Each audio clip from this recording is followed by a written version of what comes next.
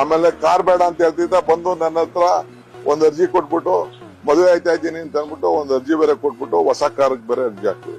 ಮದುವೆ ಮುಂಚಿತವಾಗಿ ಲೆಟರ್ ಇದೆ, ಬೇಕಾದ್ರೆ ನಿಮ್ಗೆ ರಿಲೀಸ್ ಮಾಡುವಂತ ನಾನು ಮಾಡ್ತೀನಿ. ಇನ್ನು ಉಪಮುಖ್ಯಮಂತ್ರಿಗಳು ಮೊನ್ನೆ ಅವ್ರಿಗೆ ಯಾರು ಹೇಳಿದಾರೋ ಏನೋ ಗೊತ್ತಿಲ್ಲ, ನಾನು ಮದುವೆ ಆಗ್ಬೇಕಿದೆ ಅದಕ್ಕೋಸ್ಕರ ನನಗೆ ಒಂದು ಕಾರ್ ಕೊಡಿ ಸರ್ ಅಂತ ನಾನು ಪತ್ರ ಬರೆದಿದ್ದೀನಿ ಅಂತ ಅವರು ಹೇಳಿದ್ದಾರೆ. ನಾನು ಪತ್ರ ತಗೊಂಡ್ಬಂದಿದ್ದೀನಿ, ನಾನು ಬರ್ದಿರೋ ಅಂಥದ್ದು. ಅದನ್ನ ನಿಮ್ಮ ಎದುರುಗಡೆ ಸ್ಪಷ್ಟ ಮಾಡ್ತಾ ಇದ್ದೀನಿ, ಯಾಕೆಂದ್ರೆ record should be set straight.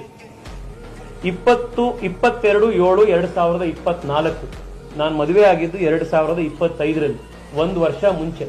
Election ಮುಗಿದು 15 ದಿವಸದಲ್ಲಿ 20 ದಿವಸದಲ್ಲಿ ಬರೆದಿರೋ ಪತ್ರ ಇದು.